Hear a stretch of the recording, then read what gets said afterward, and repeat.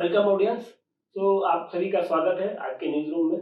तो आज जिस शायर से आपको मिलवाने वाले हैं, देश के प्रतिष्ठित शायर, उसके बारे में पहले कुछ बताते हैं। वो कश्मीर में जन्मे हैं और बहुत ही नरम लहजे में पिरोई गज़लें कहते हैं। और जैसा कि आपको बताएँ, किसी भी गज़ल को कहने के लिए आपको हमेशा भाषाओं पर पकड़ होनी चाहिए और उनकी पकड़ आप कमाल की मानेंगे।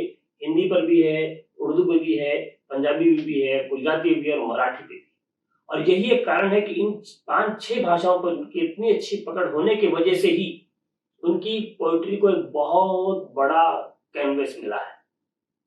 इसके अलावा उनकी एक नई पुस्तक आई हुई है, वीराने तक जाना है, जिसको देश के प्रतिष्ठित प्रकाशन वाणी प्रकाशन ने प्रकाशित किया है। इसके बारे में भी आज चर्चा करेंगे हम। और उनकी नई पुस्तक भी इसी सीरीज की आने वाली है। इसके अलावा उन्होंने बहुत सारे गाने लिखे हैं, जिनको देश के प्रसिद्ध गायक जोबियन नाटियाल और तुलसी कुमार ने गाया है और टी सीरीज ने उनको प्रसारित किया है और जिसके चलते वो लोगों ने सुना और गुनगुनाया है। उनकी 2 जुलाई 2024 में एक नई फिल्म आ रही है, जिस फिल्म सारे के सारे गाने उनके हैं। तो अभी तक मुझे लगता है आपने गैस कर लिया होगा। हमारे guest in news room Shri Vishal Bag सब आपके सामने हैं। नमस्कार। विशाल बाग जी, आपका बहुत बहुत धन्यवाद कि आपने हमारा निमंत्रण स्वीकार किया आने के लिए हमारे न्यूज रूम में। और इसके लिए हम आज आपका मतलब आभारी हैं और हमारे ऑडियंस आपको जान पाएंगे, आपसे रूबरू कर पाएंगे। इसके लिए उनकी तरफ से भी आपको धन्यवाद हम देते हैं। बहुत बहुत शुक्रिया आपका जो आपने मुझे बुलाया और ये बातचीत का मौका दिया। अच्छा लगेगा आपसे बात करके। जी। तो विशाल जी, पहले आप अपने बारे में कुछ बताएं, जीवन के बारे में, मतलब कैसे कैसे मतलब अभी तक आपका सफल जीवन का रहा। देखिए, मेरा पैदाइशी कश्मीरी हूँ मैं। मेरा जी। जन्म कश्मीर में हुआ और 1990 के आसपास जी। जब वहाँ दंगे भड़के तो फिर हम लोग वहाँ से माइग्रेट कर गए और हम लोग आ गए हिमाचल। हिमाचल में एक जगह है धर्मशाला, जहाँ मेरी शुरुआती सारी पढ़ाई वहीं हुई।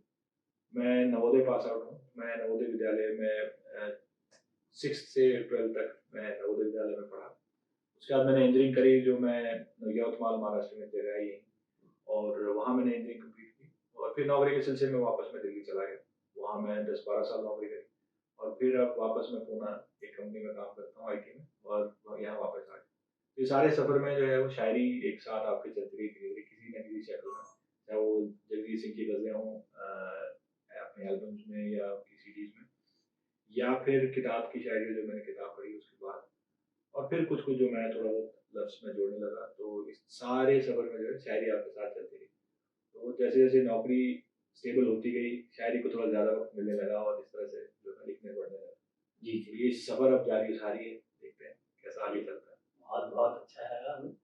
अच्छा, तो सर जैसे कि अभी हम आगे बढ़े, मतलब शायरी का सफर तो अब चलेगा ही, तो और थोड़ा जीवन के बारे में जानते हैं। तो शायरी ने आपको कब लपका, कब पकड़ा?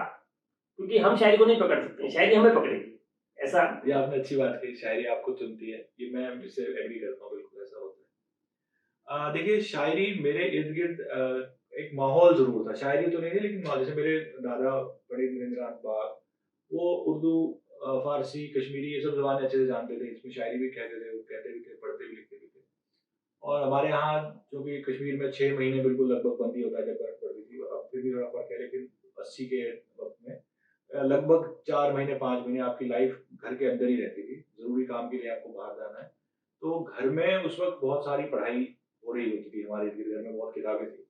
मेरे दादा अक्सर बहुत सारी चीज़ें हमको सुनाते थे, चाहे वो वेद से रिलेटेड हो, चाहे वो रामायण महाभारत से रिलेटेड, भागवत की कथाएं हों, इस तरह की चीज़ें। तो ये सब आपके इर्द गिर्द था। मेरे पिता जो हैं उन्हें गज़लें सुनने का बड़ा शौक था। वो पंकज उधास के बड़े मुरीद थे, हैं अभी भी। तो वो हमारे घर में कैसेट्स बहुत थे। तो उस टाइम में वो 2 कैसेट्स के सेट, 4 कैसेट्स के सेट्स ऐसे आए करते थे। रुबाई करके एक था, वो ब्लैक सा बैकग्राउंड होता था उसका। तो वहाँ से मेरे कान में शायरी पढ़ना शुरू हुई, जो मुझे अब मैं जब हाइंडसाइड में सोचता हूँ, उस टाइम तो ये नेचुरली चल रहा है, आप खेल रहे हैं, कूद रहे हैं, बगल में कोई गज़ल चल रही है या कोई गाना चल रहा है। तो ये ऐसे एक कहीं नेचुरली आपके साथ शायरी जो है वो शुरू होती चली जाती है। फिर मैं जब आया हूँ कॉलेज में, उस वक्त तक थोड़ा बहुत कुछ गज़लें मुझे याद हो गई थी, मैं पढ़ने लग गया था। तब तो मुझे शायरों का इतना अंदाज़ा नहीं था। मेरे ज़हन में तब तक भी ये था, इवन कॉलेज के वक्त में भी, कि वो जो गज़ल है वो जगजीत सिंह ही की गज़ल है। वो किसी मिर्जा गालिब ने लिखी है या किसी वसीम साहब ने लिखी है, तो मुझे इसका अंदाजा नहीं था। ये इस वक्त मैं जो है वो उन्हीं में से कुछ ढूंढ ढांड के मैं कुछ छोटी मोटी तुकबंदी सी कर लिया करता था, जो अक्सर कॉलेज के फंक्शंस में सुनाने के लिए या यार दोस्तों को थोड़ा इम्प्रेस करने के लिए मैं कर लेता था। जी, क्या बात तो है। ये एक जर्नी है जो धीरे धीरे फिर मैं जब गुड़गांव आया हूँ, जब मैं जॉब मेरी स्टेबल हो गई, तब मैं किताब की शायरी पढ़ने लगा। वहाँ मुझे एक सज्जन मिले, उनका नाम है विशन लाल जी। अच्छा। वो रिटायर्ड सेंट्रल गवर्नमेंट में यूपीएससी में वो रिटायर्ड अफसर थे। तो उन्होंने जो है वो उनसे मेरी मुलाकात हुई बाय चांस। तो उन्होंने कहा कि यार आप पढ़े भी थोड़ा सा, अगर आप करना चाह रहे हो तो आप सीरियसली करें इसको। तो फिर मैंने क्लासिक्स पढ़े हैं, फिर मैंने जो यूजुअल है, आप जो ट्रैक है, आप एक मीर का एक दीवान ले आते हैं, आप मिर्जा गालिब के दीवान ले आते हैं, आप दाग पढ़ने लगते हैं इस तरह से। तो ये मैंने एक जर्नी इस तरह से जो शायरी की शुरू होती है, और फिर वो मैं आगे जाके मुझे जब मैं लिख रहा था खुद उस वक्त, तो उस सारे लिखे हुए में उसका बेनिफिट आया कि वो एक अच्छे से थोड़ा सा हो गया, और आप शेर कहने लगे, थोड़ा सा कुछ लोगों से भी मिला मैं जी, वो आपको नशिश की तरफ ले गया, नशिश से कुछ थोड़े बहुत जो मुशायरे मैंने पढ़े, इस तरह से एक सफर चलता चला गया। बहुत बढ़िया, बहुत बढ़िया। अच्छा, एक छोटी सी क्यूरियोसिटी लोगों को रहती है, जैसे आपने विशाल बाग, आपका कोई तखल्लुस? देखिए, बाग जो है ना तखल्लुस है असल में। अच्छा। हमारा जो ये फैमिली नेम जो है, जिसको हम सरनेम कहते हैं, ओके ओके, फैमिली नेम हमारे, शायद मैं पहली बार कैमरा पे किसी को बता रहा हूँ फैमिली नेम हमारा पंडिता है। ओके। तो मेरे यहाँ जो बाकी जो लोग हैं, मतलब मेरे दादा के से इतर जो हमारी वंशावली है, वहाँ सब लोग पंडिता यूज करते हैं। Okay okay. मेरे दादा जो है, उन्होंने एक बगीचे में अपना घर बना लिया था। वो बाकी कुनबे से अलग आके वो एक जगह उन्होंने अपने बगीचे में उनका घर बना लिया। तो लोग उनकी छेड़ पड़ गई, बाग वाला या बाग में रहने वाला, ऐसे करके, मतलब कश्मीरी में बाग बट उनको बोलते थे। ओके। बट मतलब हिंदू के लिए ये टर्म यूज होती है कश्मीरी में, तो उनका नाम वैसे पड़ गया। तो उन्होंने करते करते वो चीज उन्होंने इवेंचुअली सरनेम में लगा लिया अपने। ओके। तो वो इसी तखल्लुस से लिखते थे, और इस तखल्लुस से जब तक वो चल रहा था, तो वो फिर ऑन पेपर मेरे फादर के यही सरनेम है, और फिर मैं तो आपको तखल्लुस भी, हाँ, मतलब एक तरह से तखल्लुस के साथ पैदा हुआ हूँ ये तो मतलब एक बड़ी बात है। ऐसे आप किसी भी कश्मीरी से मिलिएगा, तो वो आप उनको कहिएगा विशाल बाग मेरा नाम है, तो वो कभी भी ये नहीं सोचते कि कश्मीरी है। जैसे कुछ प्रोमिनेंट कश्मीरी नेम है, कौल है, राना है, भट्ट है, पंडिता, ये सारे कश्मीरी सरनेम है। बखलू है, काचू है, एंड सो ऑन, ये सारे आप यूनिक है। पर हमारे जैसे किसी में बात करता हूँ, लोग हैरान होते हैं कि तुम कश्मीरी कैसे हो, बिकॉज ये सरनेम कनेक्ट नहीं होता। यहाँ महाराष्ट्र में बाघ होता है, तो लोगों को लगता है इधर का है, पर फिर मेरा चेहरा मोहरा बाघ से मिलता नहीं है। बंगाली में भी होता है बाघ सरनेम, बंगाली में भी, तो वहाँ के भी लोग नहीं कनेक्ट कर पाते। तो ये इस तरह से जो तखल्लुस मेरा, ये जो सरनेम है, ये तखल्लुस भी है और सरनेम भी है। क्या बात, क्या बात।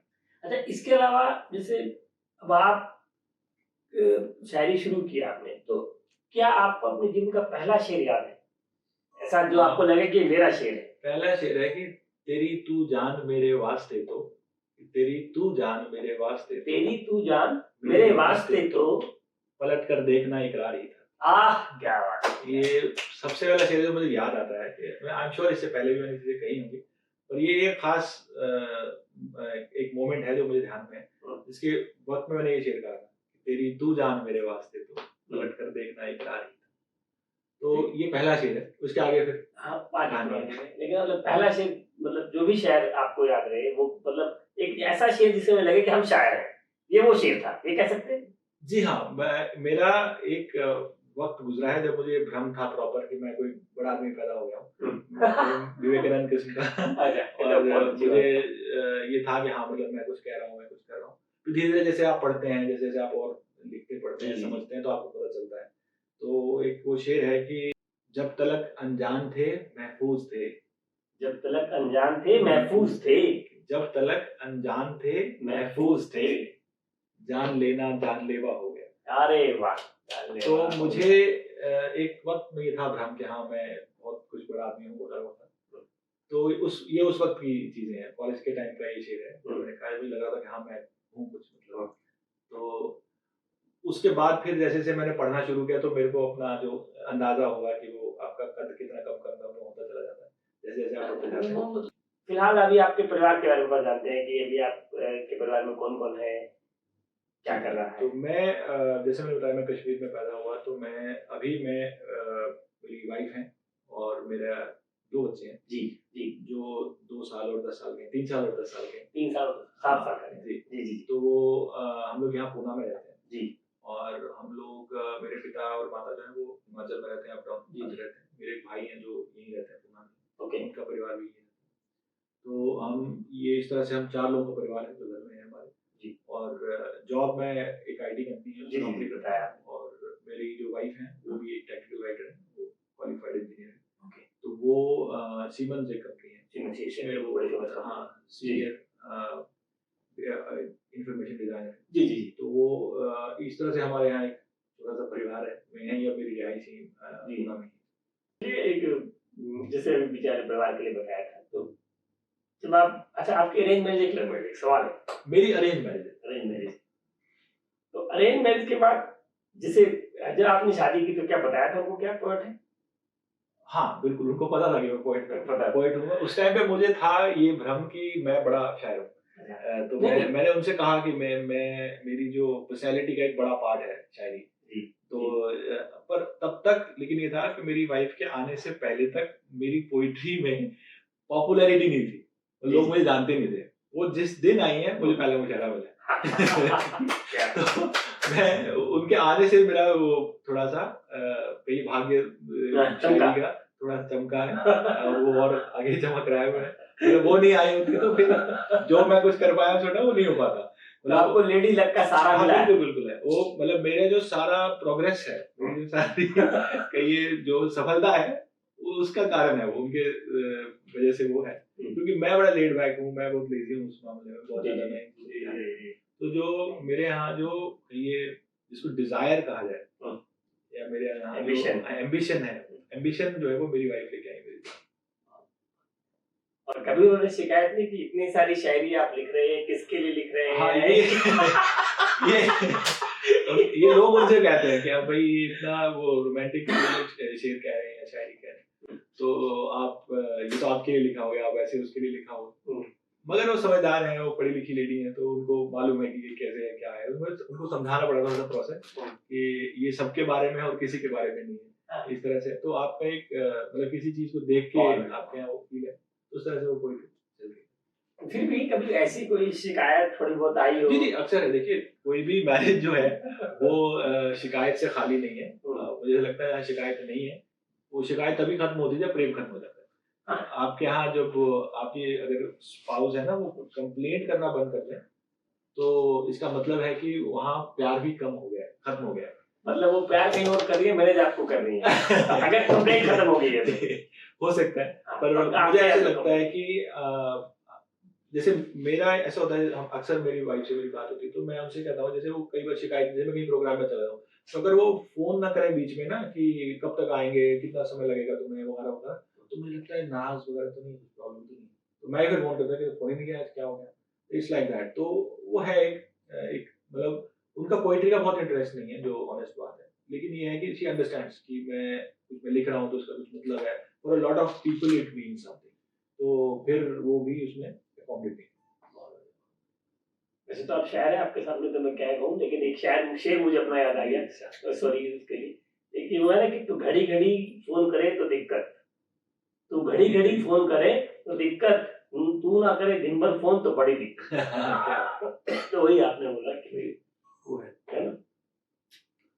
तो चलिए आगे हम लोग अपनी बातचीत को बढ़ाएंगे। तो उससे पहले आपकी पुस्तक मैं देख रहा था, वीराने तक जाना है, अभी इसको दिखाते हैं ना, तो इसके बारे में कुछ चर्चा करें। जी, तो ये जो किताब है वीराने तक जाना है जी, ये हम दिखाते हैं ऑडियंस को भी। ये मेरी पहली किताब है। जी जी जी। ये किताब वाणी प्रकाशन से पब्लिश हुई थी और इसको मेरे ख्याल 2020 में लिया, 1 साल हो गया, 21 में सॉरी। तो इसको 1 साल पूरा हो गया इस किताब को। तो इस किताब के आने में लगभग हमें 2-2.5 साल इस पे मेहनत हुई, बहुत सारी चीजें की गई हैं इस किताब में। पहले तो हम जो मेरी गजलें हैं थोड़ी बहुत जो मैं लिख पाता हूँ उनको कंपाइल किया हमने और बहुत सारा उस पर काम हुआ। फिर हमने ये सोचा कि जैसे किताब इस वक्त वीडियो से कम्पीट कर रही है। बिल्कुल, किताब का जो सीधा लिखे हुए का जो सीधा कॉम्पिटिशन इस वक्त फोटो से है, फोटो भी मूविंग से है, मतलब वीडियो से। क्या बात। तो हमने ये सोचा कि इसकी प्रेजेंटेशन पे कुछ काम किया जाए। जी जी। तो एक मास्टर कैलीग्राफर हैं डॉक्टर शिरीष शिरसाट साहब, ये ओके। पुणे के ही हैं, वो बॉम्बे में रहते हैं, अप डाउन करते हैं। तो उनसे हमने रिक्वेस्ट की कि सर ये आप एक हमें ये लिख के दीजिए। तो जी, ये जी। किताब है, सारी उन्होंने हाथ से लिखी है। जी जी। तो उन्होंने एक फॉन्ट हमारे को सजेस्ट किया अच्छा, कि ये ये फॉन्ट यूजुअल नहीं, ये फॉन्ट आपको नहीं मिलेगा कहीं, ये उनका हैंडराइटिंग है। ये हैंडराइटिंग में लिखी हुई है? हाँ, और फिर ऐसा लगता है जैसे कि टाइप है भाई। हाँ, तो ये हैंडराइटिंग है उनकी, जिसको फिर हमने स्कैन करा और फिर स्कैन के बाद फिर वो पीडीएफ प्रिंट हुआ, जाके प्रिंट हुआ। बहुत ही शानदार, मतलब अगर ये हाथ से लिखा हुआ है तो मतलब फिर मामूली बात नहीं है। हाँ, तो हमें उनसे हमने हेल्प ली पहले, फिर उन्हें इसमें कुछ शेड को इलस्ट्रेट किया हैंडराइटिंग के जरिए। ओके। तो अगर आप देखेंगे इसमें कुछ पेजेस आपको मैं दिखाता हूँ, कुछ पेजेस जैसे फॉर एग्जांपल ये एक शेर है इसमें, ये वाला जी। तो आप ये शेर पढ़िए, फिर इसका इलस्ट्रेशन देखिए। हमको जैसे पहले से अंदेशा था, सीधा रास्ता आगे जाकर घूमने का। वाह, तो फिर क्या शेर और क्या इलस्ट्रेशन हमने है। इलस्ट्रेट किया। तो ये उनका आइडिया था कि हम ऐसे करते हैं कुछ कपड़े। बहुत बढ़िया, बहुत बढ़िया। मतलब फिर हमें मतलब ये पेंटिंग और कविता के इसको मिक्स करके आपने एक नई चीज बनाई। हाँ, इसको कहते हैं एक्सप्रेसिव कैलीग्राफी। ओके। हाँ, ये डॉक्टर शिरीष शिरसाट जो है वो इसमें एक्सपर्ट है, मतलब is one of the leading names in the country, और उन्होंने इस पे काम किया हमारे साथ। और इस पे एक चीज मुझे मेंशन करना है specifically, he did not charge, उन्होंने एक पैसा नहीं लिया मुझसे। एक बार आप डॉक्टर्स को दिखा दें। हाँ प्लीज। तो ये इसमें आप जैसे देखेंगे ना, ये तो ये जूम करके दिखाएंगे। हाँ, ये डॉक्टर शिरीष शिरसाट है, उनका काम है, और he did not charge. I must say this, मैं बहुत उनको एक बार से पढ़ने शेर को आप हमको जैसे पहले से अंदेशा था, सीधा रास्ता आगे जाकर घूमे। हमको जैसे पहले से अंदेशा था, सीधा रास्ता आगे जाकर घूमे। आगे जाकर every villain dies, every hero dies a villain if he lives long enough. तो आपकी हर किसी भी आप हीरो जिसकी उम्र बड़ी है, आप देखिएगा उसका कोई ना कोई आपको विलन पार्ट जरूर मिल जाएगा, चाहे वो गांधी है, चाहे कोई भी आप बड़ा आदमी लीजिए, आपको उनकी कोई ना कोई डार्क साइड दिखा देते हैं लोग इसी तरह से। तो डॉक्टर शिरीष शिरसाट ने इसका किया कैलीग्राफी का, और इसका फिर एक आर्टिस्ट और हैं, उनका नाम है नीलेश जाधव, उन्होंने कवर किया है इसका, और कुछ स्केचेस जो किताब में है। जी जी। तो वो स्केचेस और इसका जो कवर है वो उन्होंने किया। नॉर्मली किताब के जब कवर बनते हैं तो 2-3-4 ऑप्शन बनाते हैं, ऐसा ये कर लेते हैं, वो कर लेते हैं। नीलेश जी ने ये एक ही बनाया, उन्होंने मुझे भेजा कि विशाल ये ऐसा कुछ बनाया, आप देखें। और मैंने कहा हाँ बस यही, इस किताब के लिए दूसरा कवर ऑप्शन बनाया ही नहीं है, ये एक ही ऑप्शन है। हाँ, वो मतलब एग्जैक्ट, मैंने कहा हाँ जी ठीक है लगता है, यही मतलब मेरा पॉइंट ऑफ व्यू था, और एग्जैक्टली वो ऐसा उन्होंने क्रिएट किया। तो ये मिली जुली एक क्रिएटिविटी है, मैं आपको बोलूँ, ये किताब जो है मेरी है, नीलेश जी की है, और डॉक्टर शिरीष शिरसाट की है, हम तीनों की किताब है ये। डॉक्टर साहब का ज्यादा मैं जिक्र करता हूँ क्योंकि उन्होंने बहुत मेहनत करी, बहुत बैक एंड फोर्थ हुआ इसमें, एडिट्स वगैरह, चेंजेस वगैरह, तो ये इस तरह से किताब बनकर है। मैं बताऊं, ये जो हम जैसे लोग हैं, आपके चाहने वाले लोग हैं, मतलब एक शेर मुझे आपका मुजवानी, मतलब क्या वो, मतलब मैं लगता है हर 5 दिन कहीं ना कहीं पढ़ देता हूँ कि जन्नत वाले, आप सुनाए एक बार शेर को, आपकी आवाज में सुनने का मजा सामने रूबरू। वो है कि जन्नत वाले थोड़ा पहले उतरेंगे, कि जन्नत वाले थोड़ा पहले उतरेंगे, रिंदों को तो मैखाने तक जाना, दानिशमंदो रास्ता बदला सकते हो, कि दानिशमंदो रास्ता बदला सकते हो, दीवाना हूँ वीराने तक जाना। क्या ये वीराने तक जाना, मतलब आपका जो शेर है ना कि रिंदों को तो मैं खाने तक जाना है, ऐसा समझिए कि लोगों ने अपना, जो मैं खाने के शौकीन है, उन्होंने अपना तकिया गरम बना लिया भाई। मतलब कि जन्नत वाले थोड़ा पहले उतरेंगे, रिंदों को तो मैं खाने तक जाना है, वो चल रहा है उस टाइम का। मतलब ये शेर आपने कब लिखा, मतलब इससे क्या है? शेर है 2016 अप्रैल के आसपास का शेर होना चाहिए। एक मैं उन दिनों एक किताब है, एक तो बच्चन साहब की मधुशाला है, जी जी, तो हमारे एक जो मैं बिशन लाल जी का मैंने जिक्र किया, तो उन्होंने मुझे एक किताब को एक बार गिफ्ट ला के दी थी। उन्होंने बड़े अधिकार से मुझे कहा कि यार तुमको ये किताब जरूर पढ़ना चाहिए, कि तुम पढ़ नहीं रहे थे। बहुत बड़े, तो मैं ऐसे एक अगर गुरु मिल जाए, ऐसे मुझे बहुत लोग मेरे जीवन में आए हैं थैंकफुली। मैं किताब में जिक्र किया उस चीज का, जितने लोगों का मुझे शुक्रिया अदा करना है, मतलब जितनी मेरे हक में जो दुआएं हैं लोगों की, और जो आंखें देख रही हैं, जो इंतजार में है कि मैं कुछ कर जाऊँ, वो अनप्रेसिडेंटेड है मेरे लिए पर्सनली। मैं इतना तो काबिल भी नहीं जी। तो वो मैं उस वक्त पढ़ रहा था ये किताब। जी। फिर एक कॉन्सेप्ट है हमारे यहाँ ना, मतलब जैसे कि वैकुंठ जैसे कहा गया कि स्वर्ग जो है ना, मेरे माइंड में ये था थोड़ा सा कि अगर वो इसका शेर है इकबाल का कि बागे बहिश्त से मुझे हुक्मे सफर किया था क्यों, बागे बहिश्त से मुझे हुक्मे सफर किया था क्यों, मतलब स्वर्ग से मुझे चलने का तुमने कहा ही क्यों, कि बागे बहिश्त से मुझे हुक्मे सफर किया था क्यों, कारे जहां दराज है मेरा इंतजार है। तो उसको इंसान कहता है मैं इधर काम खत्म करके फिर आऊंगा, है ना। तो मैं ऐसे सोच, मेरे माइंड में थोड़ा सा ये उस टाइम चल रहा है कि मतलब मैं इन्हीं चीजों के बारे में सोच रहा था। एक कथा है भागवत की जो मेरे किसी जानकार है, उन्होंने मुझे ऐसी चलती फिरती किसी बात में सुनाई कि जो गोपियां हैं ये असल में एक किसी जन्म में ऋषि थे। जी। तो जब ये ऋषि तपस्या करते हैं और फिर इनकी एक दिन तपस्या सिद्ध होती है तो भगवान आते हैं कि भाई आप बताएं क्या चाह रहे हैं। तो ऋषि उनसे पूछते हैं कि तुम बताओ तुम क्या दोगे। तो उन्होंने कहा जी मैं आपको वैकुंठ दे सकता हूँ, मैं आपको स्वर्ग दे सकता हूँ, मोक्ष दे सकता हूँ। उससे क्या होगा कहते हैं। तो उन्होंने कहा कि उससे ये होगा कि आप मुझ में समा जाएंगे, तो आप ईश्वर तत्व हो जाएंगे। तो वो कहते हैं उनसे कि फिर उसका क्या मतलब है, हमें तो रास्ते में चलना है, हमें यही रख तो, लेकिन मौज में रख।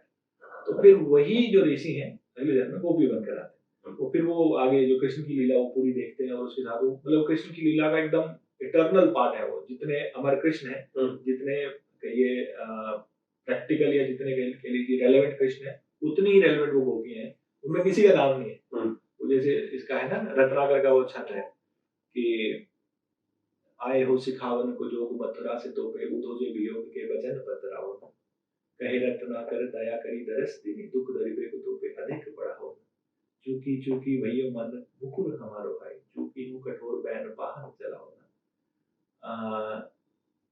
चूकी चूकी हूँ कठोर बैन पाहन चलाओ ना, और एक मन मोहन ने बस के उजारे माहो, मन में अनेक मन मोहन बसाओ। फिर कहे कि जब उद्धव आते हैं तो भेजे मन भावन के उद्धव के आवन की, सुधि ब्रिज गावन में जावन जब है लगी, कहे रत्नाकर ग्वालिन की झोरी झोरी, दौरी दौरी नंद पौरी आवन तब है लगी। कि उझकी पग कंजनी के पंजनी पे, उझकी पग कंजनी के पंजनी पे, पेखी पेखी पाती छाती छोहन तब है लगी, हमको लिखो है कहाँ, हमको लिखो है कहाँ, हमको लिखो है कहाँ, कहन सके। तो वो हमारा नाम कहाँ लिखा है लेटर में, वो उसके पीछे वो चिट्ठी लेके आए हैं तो वो चिट्ठी फाड़ के वो आपस में बांट लेते हैं, कहानी है वो। तो मैं ये सब चीजें उस टाइम सोच रहा था, तब मेरे माइंड में आया कि देयर इज अ पॉसिबिलिटी कि हम बियॉन्ड स्वर्ग है। क्या बात है ना, कि वो एंड नहीं हो सकता, ऐसे मेरे माइंड में आया। मैं कोई फिलोसोफर नहीं, तो मेरे माइंड में आया कि वो अंत नहीं हो सकता उसके। तो फिर ये जो अदनासी लाइन है, अंत नहीं, ये तो मतलब समझिए कि लोगों का इनकम बन गया है।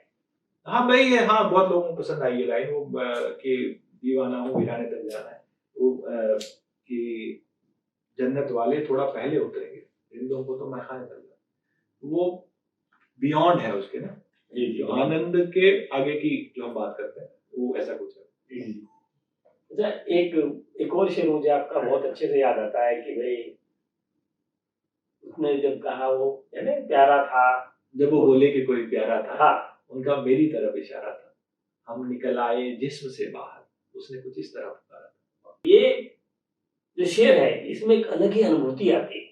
और ये शेर ऐसा है कि एक कॉलेज का 19-20 साल का लड़का और कोई 50 साल का आदमी, कोई लेडीज, कोई जेंट्स, मतलब ये जेंडर न्यूट्रल भी है कुछ शेर आपका कि वो जब उसने कहा कोई प्यारा था, मतलब एक तो ये जेंडर न्यूट्रल है और ये एज न्यूट्रल है, मतलब कोई भी शब्द टफ नहीं है, लेकिन मीनिंग जो है ना, जो इसकी अनुभूति होती है बहुत ही कमाल की है। तो ये शेर क्या आप बताएं मुझे। देखिए मैं क्या समझता हूँ कि हर आसान चीज जो है ना वो अच्छी है। हर जो चीज आसान है ना वो अच्छी है बाय डिफॉल्ट। जी जी। क्यों? उसके पास एक्सेप्टेबिलिटी का वरदान है आसान चीज। जी जी। कोई भी जो आसान है ना, 2 का पहाड़ा सबको आता है। जी जी। ठीक है, 2 का पहाड़ा काम किसी नहीं आता। काम 19 का पहाड़ा आता है, लेकिन 19 किसी को याद नहीं। तो मुझे ऐसे लगता है कि आपकी जो थॉट की जो कॉम्प्लेक्सिटी है जी जी वो शब्द की कॉम्प्लेक्सिटी की मोहताज नहीं है जी जी कि मैं आप बहुत कॉम्प्लिकेटेड बात आसान लफ्जों में कह सकते हैं। जी जी तो मैं जब लिख रहा हूँ या मैं जब कोई शेर कह रहा हूँ तो मैं मतलब इसको अच्छा तो नहीं माना जाता, पर मैं इस चीज पे थोड़ी सी मेहनत करता हूँ कि मेरे लफ्ज आसान हो। इसको मैं थोड़ा सा ये मैं मतलब आई एक्सेप्ट कि मेरे जो लिटरेचर में थोड़ा सा लेबर है ये वाला, कि जिसमें मैं कोई थॉट थोड़ा सा आसान करके मैं कह रहा हूँ या मैं लफ्ज को आसानी दे रहा हूँ। उसकी वजह ये है कि आप कि हाँ जो थॉट जो आपके जहन में है तो ये आप उसको उसकी जो कॉम्प्लेक्सिटी है उसको झेलें अपने तन पे। जो आपका पढ़ने वाला है वो फिर आपके वो जो लफ्ज की आसानी से वो मतलब उसको भी उस बात को समझने में उतनी मुश्किल ना पेश आए जितनी आपको आई थी। तो ये एफर्ट है। ये आप एक हल्का सा हाथ बढ़ा करके जो जो शायरी की नहीं है उनको भी शायरी में ला रहे हैं। हाँ। मैं ये कह रहा हूँ कि आप शायरी की जो ये अच्छे वर्ड को किनारे को घिसकर लॉन्च कर रहे हैं ना, ये सब आप अपने लिए नहीं कर रहे, ये हमारी पूरी शायरों के लिए कर रहे हैं। पूरी उर्दू, हिंदी, पंजाबी, मराठी, गुजराती की सेवा कर रहे हैं। देखिए कि आप आदमी को एक पायदान उठा करके ला रहे हैं हमारे करीब। मैं क्या मानता हूँ ना इसमें कि मैं ऐसा समझता हूँ हर आदमी शायर है। जी जी, क्या बात क्या बात। मतलब शायरी को मैं एक आर्ट फॉर्म नहीं समझता जी, फन की तरह नहीं देखता। ओके, मेरा कहना ये है कि शायरी जो है ना एक मिजाज है जी, एक वे ऑफ लिविंग है इन अ सेंस कि आपका चीजों को देखने का नजरिया है जी। अब पढ़ने वाले में और लिखने वाले में फर्क इतना सा है कि आप वो चीज पढ़ के महसूस करते हैं, मैं वो चीज लिख के महसूस करता हूँ। ओके, ठीक है। मगर जो मैं कह रहा हूँ जो मैं शेर कह रहा हूँ आप उसको पढ़ रहे हैं और आप उसका कुछ मतलब निकाल पा रहे हैं अपने अंदर। जी जी जी क्योंकि जो सोच के मैंने लिखा है वो जरूरी नहीं आप उसको उसी बात पे कनेक्ट करें। जी, ठीक है। मैंने शेर कहा कि मिट्टी और पानी भी हमको नाप के मिलते हैं। क्या शेर क्या शेर, गमले वाला क्या शेर है। एक बार मिट्टी भी पानी भी हमको, मिट्टी और पानी भी हमको नाप के मिलते हैं। तुम गमले में पलने को आसान समझते हो। ठीक है। मैं यहाँ से बंबई जा रहा था तो रास्ते में एक वो इसके आसपास एक स्लम गुजरता है आप जाते हैं तो वहाँ बहुत छोटे छोटे से घर एक दूसरे बने हुए हैं उनमें लोग रह रहे हैं और उसमें उस हर एक ब्लॉक में एक पूरा परिवार है। जी, ठीक है। तो मैं वो मेरे जहन में आया कि यार मतलब ये लिमिटेड स्पेस में भी जो है ना आपकी जो दीदी विशाल बुक है लिमिटेड से स्पेस में हर चीज लिमिटेड है उसके अंदर भी फल फूल रहे हैं और पूरा इंसान है। ऐसा नहीं है कि उसमें जो छोटे से घर में जो पल रहा है बच्चा छोटे से घर में जो बच्चा पल रहा है उसकी हाइट कम रह गई है वो भी मेरे बराबर हाइट है उसकी है ना उसकी भी 2 आंखें हैं उसके 2 हाथ मतलब वो पूरा इंसान है उतने से उसमें से निकल के आ रहा है।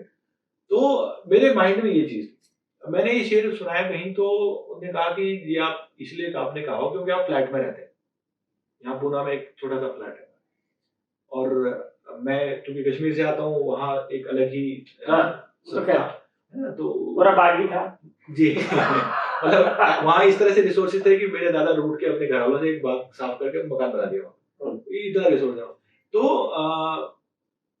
मेरे माइंड में क्या था मैंने वो देखा था मैं अपने आप से उसको कनेक्ट भी नहीं किया था लेकिन किसी ने सुना उसने उसको मेरे फ्लैट में रहने और अपने एक बंगलो में रहने से कनेक्ट कर लिया। तो अब ये आदमी भी शायर है ना क्योंकि उसने एक मतलब निकाला है।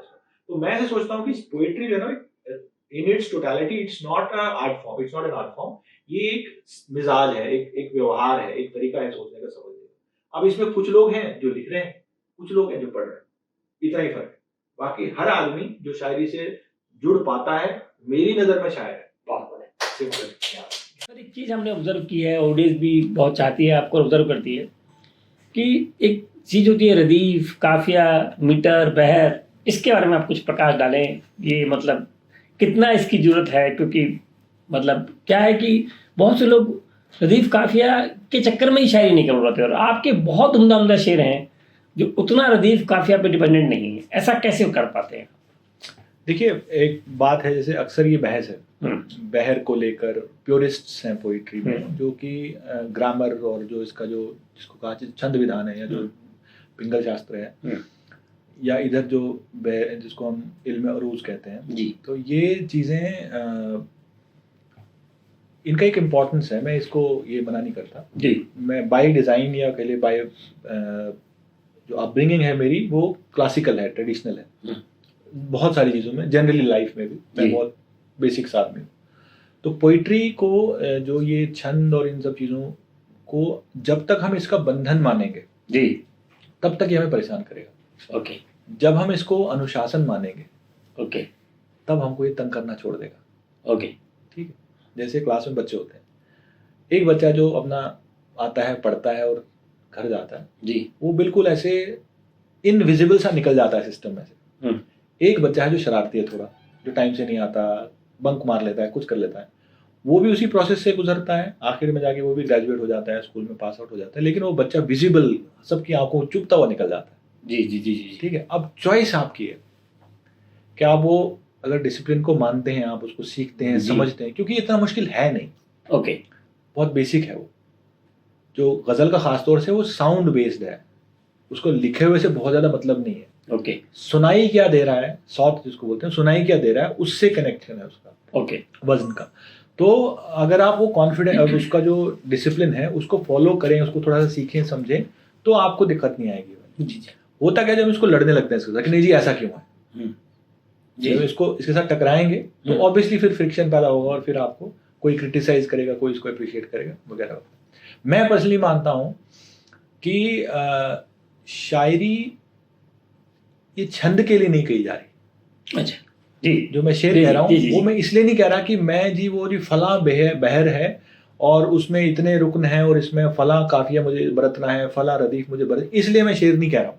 ओके ये सब चीजें मेरे कह लेने के बाद आ रही हैं।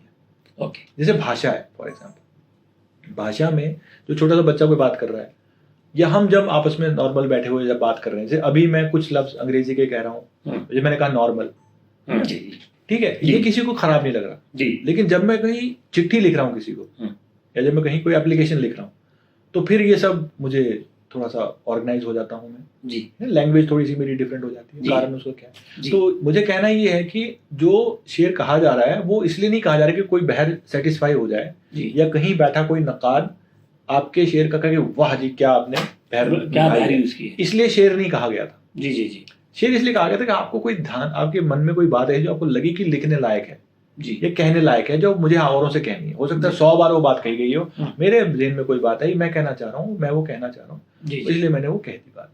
ठीक है, अब इसका, अब मैं जब ये कह रहा हूँ कि मैं ये गज़ल कह रहा हूँ, मैं जी शेर कह रहा हूँ, तो उसका फिर एक फॉर्मेट है प्रॉपर, उसका सब चीज। तो आपको अगर अपनी कही हुई बात को शेर कहाना है, जी उसको गज़ल कहाना है, गज़ल की कैटेगरी में डालना है उसको, जी तो गज़ल को गज़ल क्या बना रही है, वो जो ग्रामर है उसका, जी जी वो जो हमने उसके चारों ओर एक कह लीजिए खाका बना दिया। खाका सा खींच दिया है, जी जी वही उसको गज़ल बना रही है ना। जी तो जब आप बजिद हैं कि मुझे गज़ल, ये जो मैं कह रहा हूँ ये गज़ल है, और फिर ये वो जो डिफाइंड उसका एक स्ट्रक्चर है उसको फॉलो नहीं कर रहा, तो फिर जो लोग क्रिटिसाइज कर रहे हैं वो कर रहे हैं। और इसमें क्या है, दोनों साइड लोग एक्सट्रीम्स पे हैं। वो लोग जो गज़ल के प्यूरिस्ट्स हैं वो जरा सी भी इधर उधर थोड़ी बहुत भी चीज जो है ना वो उसको बर्दाश्त नहीं करते, और फिर जो कह रहे नहीं मैं तो मानता ही नहीं, है ना, तो वो इसके कारण वो टकराव, वो जो सेंस ऑफ एक्सेप्टेंस है जो एक पोइट होने के कारण आप में नेचुरली आ जानी चाहिए थी, अच्छा वो मिसिंग है, इसलिए वो स्ट्रगल।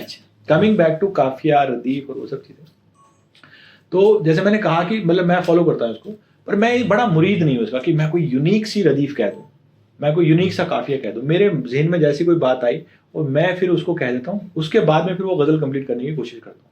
तो मैं इसमें बहुत ज़्यादा नहीं पढ़ता। मैं एक शेर कहा है कि बड़ी मुश्किल है ये सादा बयानी, बड़ी मुश्किल है ये सादा बयानी, बहुत आसान मेरे काफिये हैं। वाह। तो मैं इसमें बहुत ज़्यादा पर्सनली पढ़ा नहीं हो कि यार मतलब जैसे मैं इसलिए भी मैं को बहुत खुश नहीं, कोई बड़े मुश्किल काफिये किसी ने निभा दिए या बड़ी नई चमचमाती कोई रदीफ कोई ले आया, तो मेरे नज़दीक वो बहुत बड़ी चीज़ नहीं मैं मानता उसको कि हाँ ये कुछ कमाल कर दिया उसने, क्यों, फिर वो नेचुरल नहीं रह गया। ओके। तो इसलिए मैं इन सब चीज़ों को फॉलो कीजिए, इस सारे को जितना इम्पोर्टेंट ये है इनको उतना ही इम्पोर्टेंट रखिए। मतलब ये रिक्वेस्ट है मेरी नहीं, ठीक, दोनों तरफों से ठीक, कि जो नहीं फॉलो करना चाह रहे हैं, जो कह रहे हैं कि जी ऐसा थोड़ी ना, जरूरी थोड़ी है मैं अपना कुछ कह लूँ, कहिए बिला शुबा कहिए, लेकिन ये क्या इसमें एक जितना इम्पोर्टेंस है, जैसे लैंग्वेज में ग्रामर का जितना इम्पोर्टेंस है उसको उतना ही छोड़े तो बेहतर है।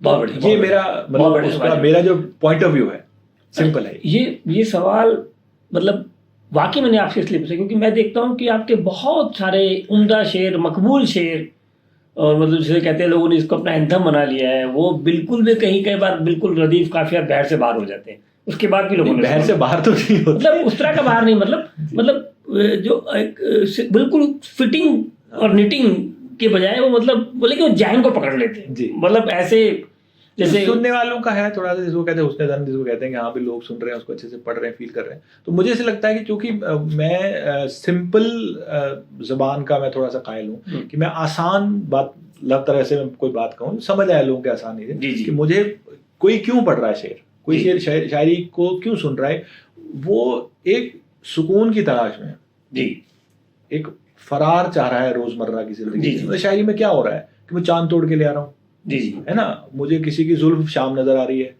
जी, ठीक है, और उस तरह की चीजें आ रही हैं। अब ये देखा है तो सरासर झूठ है ठीक है, लेकिन ये क्या है, एक एस्केप है, एक नेवरलैंड है। मैं अक्सर कहता हूँ कि मेरी जो पोइट्री है मेरे लिए मेरा नेवरलैंड है, मेरा टैबू लैंड है। वो सारी बातें जी जी जी जो मैं नहीं कह सकता क्योंकि मेरे इर्द गिर्द तमीज तहजीब का एक दायरा है जी, समाज है, परिवार है और दूसरी जिम्मेदारियां हैं, तो मैं क्या करूं, शायरी में करके मैं वो सारी बातें कह लेता हूँ, मेरा मन हल्का है। तो जो सुनने वाला है, जो पढ़ने वाला, वो भी इसी गरज से वहां है। जैसे मैं पहले कहा कि वो भी शायर है, जो आपको पढ़ रहा है ना वो शायर है, बाकायदा शायर है, राइट। तो अब मैं यहाँ उसको उलझा दूं ये लच्छे में जी जी, तो पॉइंट क्या है फिर? तो इसलिए उसका सिंपल होना उसको हेल्प करेगा। जो आपके पास आया है वो भी आपके पास टिकेगा 2 मिनट, उसको आप अपने से लगेंगे। जब आप झाड़िए अपनी अरबी, आप झाड़िए फारसी, तो वो कह रहा है नहीं यार, मतलब मैं इसलिए नहीं आया था, मतलब कहने को फारसी भी पढ़ लेता हूँ थोड़ी बहुत। अच्छा ठीक है, क्या बात है, क्या बात है। शायरी मैंने फारसी की भी पढ़ी है। अच्छा, जैसे मौलाना रूम है तो पढ़ा है ठीक ठाक। पर फिर उस मतलब मैं जब शेर कह रहा हूँ या मैं जब कोई बात कह रहा हूँ, तो फिर जो पढ़ने वाला है उसको सिर्फ और सिर्फ शेर से मतलब होना चाहिए।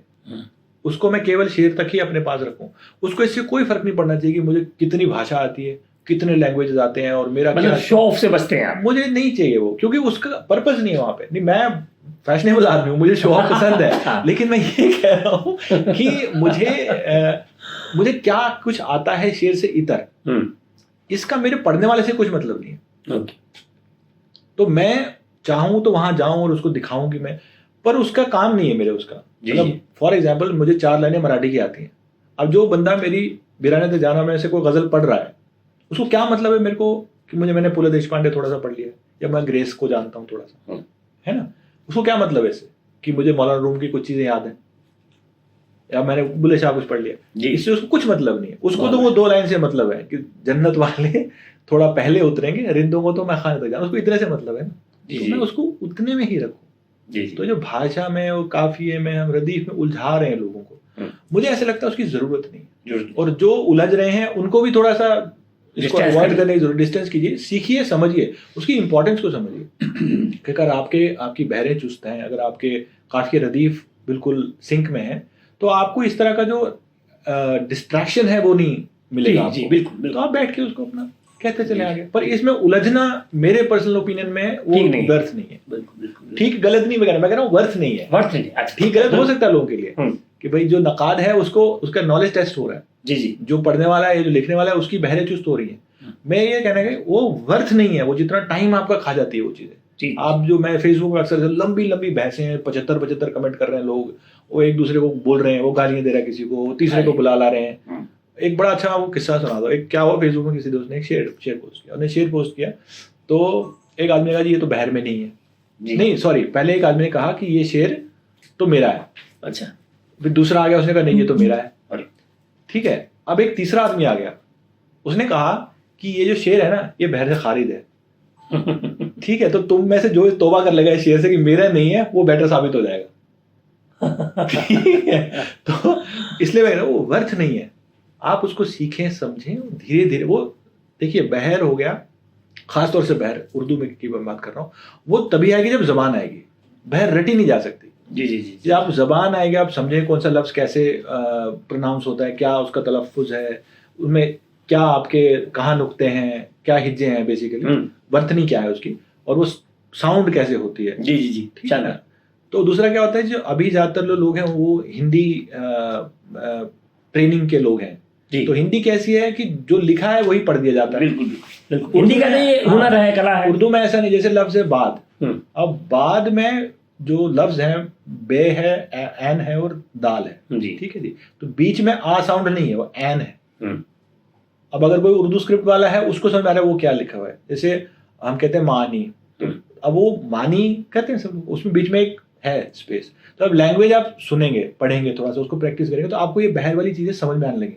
जी जी। हम कर देंगे, हम बहर समझने पहले लग जाते हैं, ओके, लैंग्वेज हमें उतनी पता नहीं है। तो जब हमारी लैंग्वेज की प्रैक्टिस हो जाएगी ना, बहर अपने आप आपको आने लग जाएगी, आपके मिसरे ही बहर में आने लगेंगे। क्या बात, क्या। तो लैंग्वेज की तरफ चलिए, ग्रामर की तरफ मत जाइए, ग्रामर अपने पीछे पीछे अपने आप ही आ जाएगा आपके। जी जी जी। आप जैसे नॉर्मली हम माँ हमें सिखाती है जी बोलना चालना, तो हमारी ग्रामर अपने आप सही नहीं हो जाती।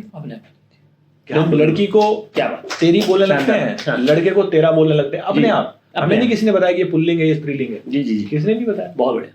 क्यों, हमें भाषा आती चली गई, धीरे धीरे हमारी ग्रामर अपने आप सेट होती चलेगी। जी जी। ग्रामर भाषा को देख के बनी है, जो पाणिनि ने लिखा है 800 साल पहले है वो, जो पाणिनि की जो ग्रामर है बेरली 800 साल पहले की है वो, ठीक है। बिल्कुल। आपको पाणिनि की व्याकरण में वेद का, ऋग्वेद के रेफरेंसेस हैं जी, तो मतलब कि भाषा पहले आई ना। जी जी जी।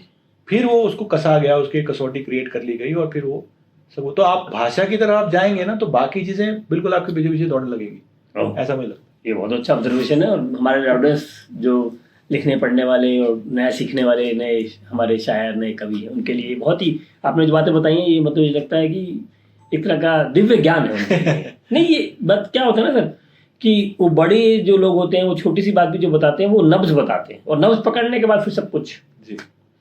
तो इससे आगे भी हम कुछ सवाल करेंगे, लेकिन कुछ आपने गाने भी लिखे हैं। हाँ जी। तो उसके बारे में कुछ हमारे श्रोताओं को बताएं जी। गाने मैंने डिवोशनल लिखे हैं अभी तक, जो गाने आए हैं। आगे कुछ हैं जो रोमांटिक गाने, एक तो कुछ आ रहे हैं, वो अभी आगे आएंगे, होपफुली 2024 एंड आते आने चाहिए। तो पहला जो गाना आया था मेरे, जो रिलीज हुआ था, वो आया था मेरे भोलेनाथ करके गाना था, वो जुबिन नौटियाल ने गाया था, उनको पायल देव हैं, उन्होंने म्यूजिक किया था, और टी सीरीज से वो गाना आया था पहला। और उसके बाद वो मेरे ख्याल 30 मिलियन के आसपास यूट्यूब पे चल रहा है वो, क्या और अच्छा वो कर रहा है, मतलब होपफुली 1 साल उसको पूरा होने है उस गाने को, तो अच्छा उसने गाना चल रहा है वो, उसका इंस्टाग्राम पे भी अच्छा था वो, यूट्यूब पे भी। उसके बाद एक गाना और आया जो रिक्रिएशन है बेसिकली, वो एक भजन है बहुत मशहूर, छोटो सो मेरो मदन गोपाल। अरे हाँ, तो उसका एक वो तुलसी कुमार है, उन्होंने गाया वो, उसका म्यूजिक राज आशु साहब है, उन्होंने किया था बम्बई में। ये गाना भी टी सीरीज से आया था, तो वो हुआ। उसके बाद एक अभी एक फिल्म है तैवई, वो भी डिवोशनल है जी, और वहाँ पर 2 गाने हैं जो मैं और एक मेरे दोस्त हैं अतुल कुमार, अतुल उनका तखल्लुस है, उन्होंने और मैंने मिलके लिखे हैं वो गाने। तो इसमें टोटल 4 गाने हैं मेरे ख्याल से। तो वो गाने हमने लिखे मेरे ख्याल अब 1 साल हो गया उसको, वो फिल्म शूट हो गया, उसका फाइनल शेड्यूल चल रहा है, उसका टीजर आ चुका ऑलरेडी तैवई का, यूट्यूब पे है तो ज़रूर देखिए तैवई। और उसमें वो रिलीज़ होगी मोस्टली जून जुलाई, अभी उसका मतलब पोस्ट चल रहा है, और एक शेड्यूल बाकी है, वो सब चल रहा है। क्या बात है, क्या बात है, बहुत बढ़िया। फिर 1-2 गाने और हैं जो भी मतलब बन के दिए हुए हैं, अगर वो वर्कआउट होते हैं तो वो एक आध किसी फिल्म में यूज होंगे। तो ये जर्नी चल रहा है पहले, ये इसलिए हो पाया क्योंकि मैं पुणे आया, यहाँ से बॉम्बे की अप डाउन लोगों से मिलना जुलना थी। दूसरा, फिल्मों में मनोज मुंतशिर साहब जो है वो बंदा है मेरे, बहुत उन्होंने हेल्प किया मुझे। तो मुझे फिल्मों में लिखना वगैरह जो है वो उनके वजह से है। अच्छा। कि उन्होंने मुझे ये पहली बार जो फिल्मी कीड़ा मुझे उन्होंने कटवाया है कि भाई आपको फिल्म में ट्राई करना चाहिए। क्या नहीं था तब तक मेरे जहन में नहीं था, या यूं कही कि मुझे हिम्मत भी नहीं पड़ रही कि मैं फिल्म का सोचूंगी। ये तो आप लोअर से बोल देते हैं। नहीं, तब मैं, आप देखें ना 2016 तक मैं जानता सभी लोगों को, लेकिन मेरे माइंड में नहीं था कि मैं फिल्म के लिए सोचूं करूं। तो मुझे वो मैं लिख रहा था, वही मेरा हो जाए, मैं उसमें बहुत खुश था। तो मुझे उन्होंने कहा कि पहली बार जो किसी ने मुझे कहा कि यार तुम ये ट्राई करो, तो वो मैं उनके कारण, फिर जब मैं यहाँ आ गया तो फिर थोड़ा सा मेरा उनके साथ रब्ता रहा तो उन्होंने बड़ी मदद की, बहुत सारे जैसे गाने आए हैं तो उन्होंने काफ़ी हेल्प की उसमें कि कैसे लिखा जाए, क्या कहा जाए, अनलर्न क्या किया जाए, बहुत सारे, क्योंकि लर्निंग मेरी गज़ल की है जो बेसिक वो है, तो बहुत सी चीज़ें अनलर्न भी करनी पड़ती हैं आपको जब आप फिल्म के लिए लिख रहे हैं, उसमें लिख रहे हैं, क्योंकि वो कलेक्टिव क्रिएटिविटी, तो वो सारी चीज़ें चले। तो ये अभी एक सफ़र शुरू हुआ है अभी, 1 साल हो गया, मतलब मेरे पहले गाने आए हुए 1 साल अभी हुआ है मेरे ख्याल 4 दिन पहले। बहुत अच्छी हिट है। हाँ, इस दौरान ये है कि थोड़ा सा 1-2 चीज़ें कुछ वर्कआउट हो गई, कुछ अभी और चल रही हैं। ऐसी एक फिल्म है और उसमें डायलॉग्स भी हैं, जो डायलॉग्स। अच्छा, डायलॉग्स भी? जी जी, वो एक पोएट की कहानी है, तो उसके डायलॉग जो है वो मैंने तो फुल बुके होते जा रहे हैं।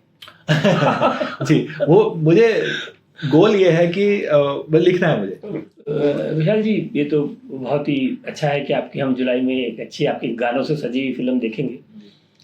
एक छोटा सा समस्या गीतकारों का, क्योंकि अब तो गीतकार भी हैं, क्या होता है कि जब गीतकार गीत लिखते हैं और संगीतकार उनसे कुछ डिमांड करते हैं, जैसे एक जावेद अख्तर की बात मुझे याद आती है कि आपको कब्र दे दी गई है और मुर्दा आपको खोजना है, ऐसा गीत लिखना है। फिल्मी गीत तो और भी ऐसा होता है।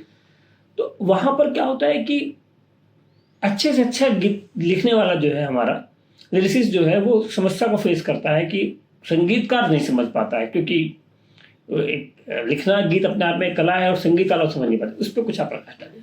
देखिए, मैं क्या समझता हूँ, गीत खास तौर से जो फिल्म की शक्ल में हम देखते हैं या इसका वीडियो भी बनता है वगैरह वगैरह, तो गीत जो है ना, वो एक फिल्मी गीत खास तौर से एक कलेक्टिव क्रिएटिविटी है जी। कहने का मतलब ये कि आपने कुछ लिखा है, मानिए, फिर कोई म्यूजिशियन है, उसने उस पर एक धुन बनाई जी, वो धुन में वो गाना फिट हुआ जी, अब आपने वो धुन में आपका लिखा हुआ आ गया, फिर एक सिंगर आ गया जी, फिर उस सिंगर ने उस गाने को गाया, आपके वर्ड्स को, उनकी धुन को उन्होंने गाया, तो उनकी अपनी अदा ऐड हो गई इसमें। जी जी जी, बिल्कुल बिल्कुल ठीक।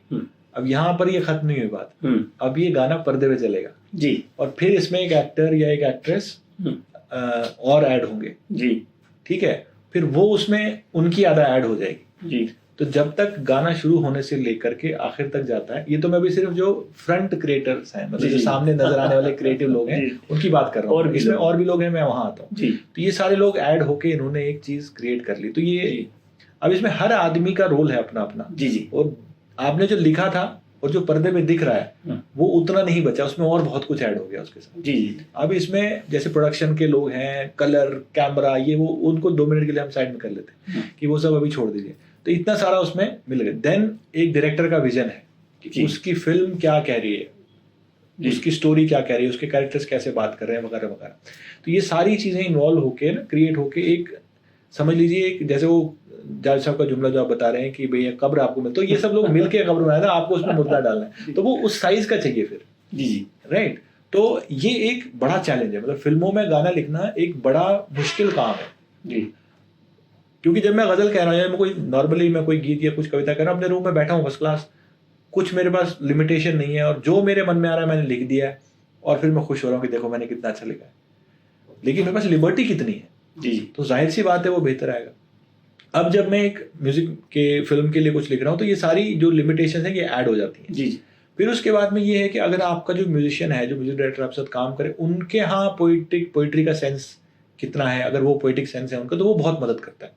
तो अगर वहाँ एक डिस्कनेक्ट होता है, कई बार जो होता है अक्सर, तो फिर आपको इस तरह के चैलेंजेस आते हैं जहाँ पर आपको कि फला वर्ड यूज कर लीजिए, जैसे बहुत से ब्रीफ्स आते हैं मतलब कि कोई एक लफ्ज आपको बोल देंगे इस लफ्ज पे गाना लिखना है। अब जो राइटर है, जो लिरिसिस्ट है, उसके लिए इसका कुछ मतलब ही नहीं है कि इस लफ्ज पे गाने का क्या मतलब है जी, जब तक आप थोड़ा सा उसको एक स्पेस बताएंगे कि भाई इस तरह का कैरेक्टर है, ऐसी कोई सिचुएशन है, या तो इसके कारण ये वाले चैलेंजेस आते हैं कि अभी जैसे सिचुएशन बेस्ड आप लिख रहे हैं तो फिर भी थोड़ा सा आपको एक ग्राउंड मिल जाता है कि भाई इसके इर्द गिर्द मुझे नॉर्मली, जैसे अभी मेरे पास, जब मैं अभी कुछ काम करने की कोशिश कर रहा हूँ कि विशाल एक रोमांटिक गाना लिख दो, अब रोमांटिक गाना लिख दो, ये बहुत ही वेग बड़ा स्पेक्ट्रम हो गया, ब्रीफ है, मतलब इसके कई मतलब है। मतलब मेरे लिए रोमांटिक का क्या मतलब है, मतलब वो सैड भी हो सकता है, स्टिल रोमांटिक गाना है, वो एक बहुत अच्छा सा एक वाइब्रेंट सा गाना है, स्टिल रोमांटिक है, वो एक बड़ा मध्यम सा गाना भी हो सकता है, सब स्टिल रोमांटिक है जी जी, राइट। तो वो जो ये वाली जो कॉन्वर्सेशंस हैं, क्योंकि इतनी पहले तो इतने लेवल पे काम हो रहा है जी, इतनी भाग दौड़ है जी जी, तो ये वाली जो कॉन्वर्सेशंस है, क्रिएटिव कॉन्वर्सेशंस, ये ना थोड़ी थोड़ी कम हो रही है जी जी।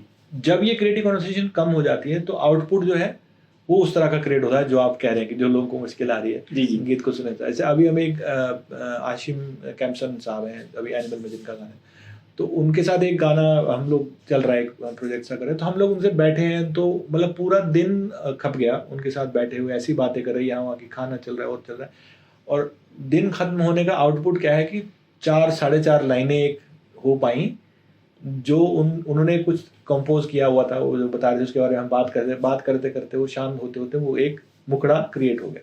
जी जी। अब इतना समय अगर कोई दे म्यूजिक डायरेक्टर आपको जी, तो फिर क्रिएटिविटी ना, अब मोस्टली क्या है कि फोन आ जाता है आपके पास कि ये गाना है, कल तक चाहिए। तो फिर उस तरह से वो हो जाता। तो ये सारा डिपेंड, जो मुझे समझ में आई है वो इस पे करता है कि रिसोर्सेज क्या अवेलेबल हैं, जो लोग हैं वो कितने इन्वॉल्व हैं, जिनको काम करना है, जो काम कर रहे हैं आपके साथ ना, वो क्रिएटिवली कितने इंक्लाइंड हैं। वो कॉमर्स और क्रिएटिविटी के जो बीच का जो बैलेंस है, जो लोग स्ट्राइक करते हैं वो बहुत अच्छा काम करते हैं, जो नहीं उसको स्ट्राइक कर पा रहे किसी भी वजह से। जी, मैं ये नहीं कह रहा हूँ कोई क्रिएटिव लिमिटेशन है या टैलेंट की लिमिटेशन है, पर वो बैलेंस अगर वो स्ट्राइक नहीं कर पाते हैं ना, तो फिर हम देखते हैं कि या तो संगीतकार परेशान है कि यार ये कैसा लिरिसिस्ट है, या फिर लिरिसिस्ट परेशान है कि यार ये क्या धुन है, या ये क्या हो नहीं रहा है। वहाँ टर्म है क्रैक नहीं हो रहा गाना, क्रैक नहीं हो रहा, तो गाना क्रैक नहीं हो रहा, ये इसका वो कारण है। मैंने कई ड्राफ्ट लिखे बहुत से गानों, जैसे भोलेनाथ गाना लिखा था मैंने, तो उसके भी 5-7 वर्जन लिखे गए पहले अलग अलग, तो फिर उनमें से हाँ यार ये ठीक लग रहा है, और वो हो गया। जब आगे गाना लिखा तो वो कुछ घंटों में ही होके खत्म हो गया और रिकॉर्ड हो गया गाना। जब मैं संदेश जी हैं, संदेश शांडिल साहब के साथ एक हम उस टाइम प्रोजेक्ट एक चल रहा था, वो अभी भी मतलब चल रहा प्रोडक्शन में है, तो उसका एक गाना लिखा तो 10-12 वर्जन उसके लिखे हमने कि नहीं यार नहीं विशाल अच्छा लग रहा। इवेंचुअली जाके वो एक जगह जाके सब फिट हुआ, तो क्योंकि उतनी कॉन्वर्सेशन हो पाई। जी जी जी। अब ये वही देगा आपको इतना टाइम, जिसके पास जो क्रिएटिवली उतना सिक्योर है कि वो उसके पास इनफ टाइम है कोई चीज़ क्रिएट करने का। जो टाइम लाइन पे काम कर रहा है फिर वो obviously he will move on, क्योंकि उसको at the end of the day product देना है प्रोड्यूसर को। तो वो एक स्ट्रगल है वहाँ पे, जो समझने की ज़रूरत ज़्यादा है। उसकी कंप्लेंट कम की जाए बेहतर है, और उस स्ट्रगल को समझने की ज़रूरत ज़्यादा है, तो फिर आप उसके हिसाब से ढल भी पाते हैं। जी जी ऐसा।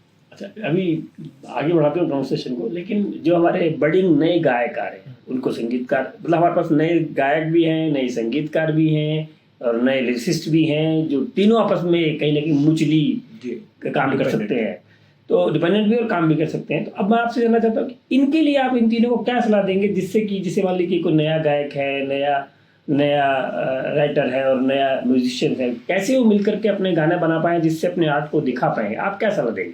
देखिए, मैंने इतना काम नहीं किया कि मैं सलाह दे पाऊँ किसी को ऐसा कर लो तो हो जाए। तो मैं सलाह दे रहा हूँ, मेरे बोलेंगे आपने क्या काम किया है अभी तक। गिन के आपके 2 गाने 2.5 गाने आपके दिख रहे हैं मार्केट में, तो वो है।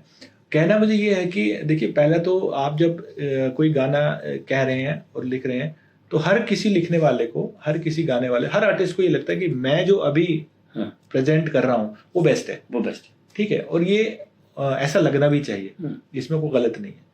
लेकिन इसमें आप मतलब इसको बिल्कुल मान लेना गलत है।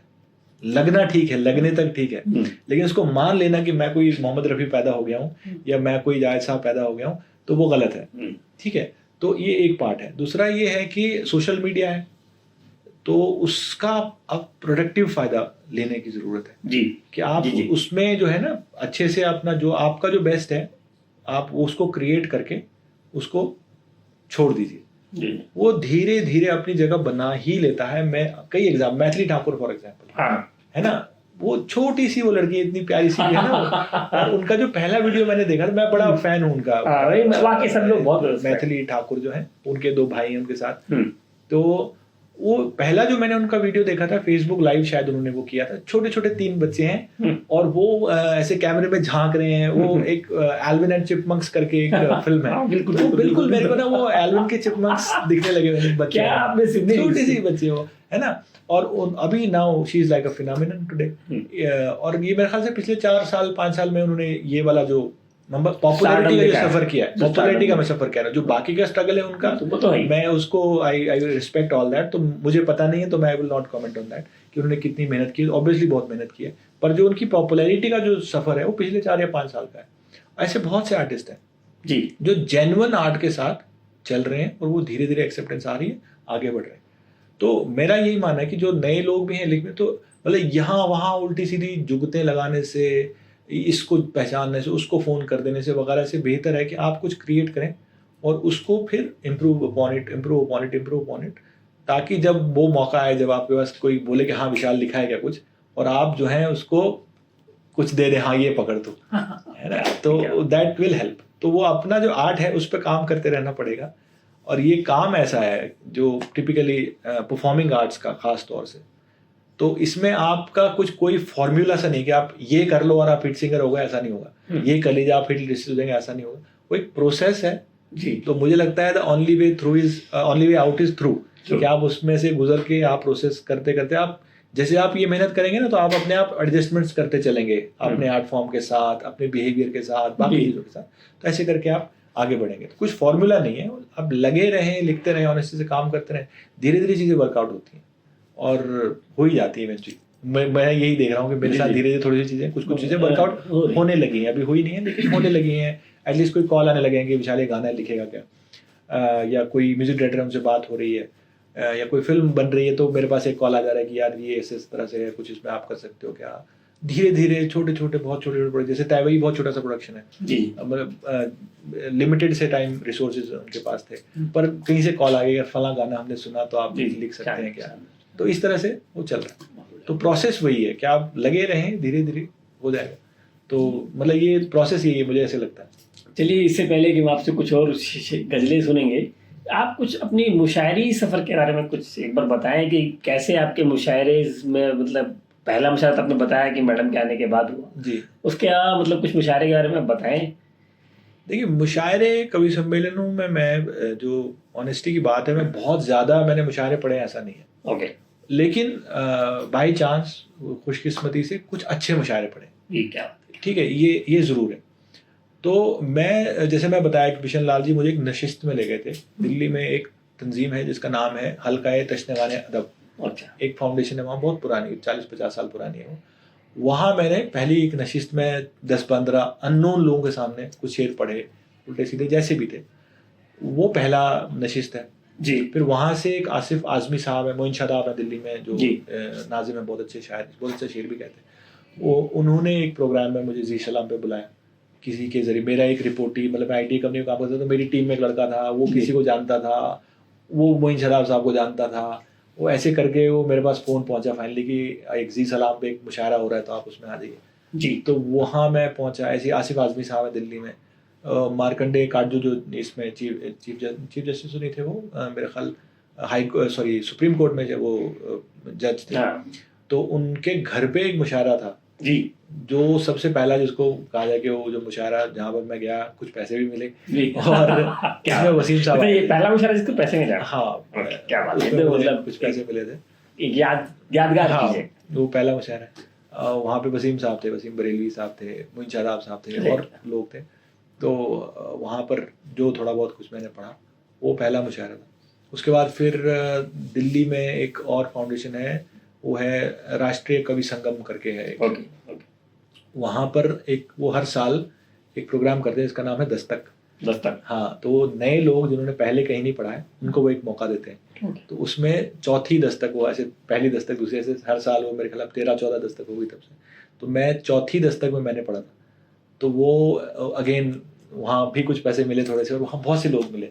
आलोक श्रीवास्तव साहब हैं, वो मुझे वहाँ मिले, प्रताप फौजदार थे वहाँ पे, अपने गुरुजी जो उदय प्रताप सिंह जी हैं वो थे जी, और भी लोग थे वहाँ पे पोइट्री के, चिराग जैन अभी बहुत पॉपुलर है वो थे वहाँ, राहुल नील एक हैं वो थे, वो बहुत से लोग थे वहाँ।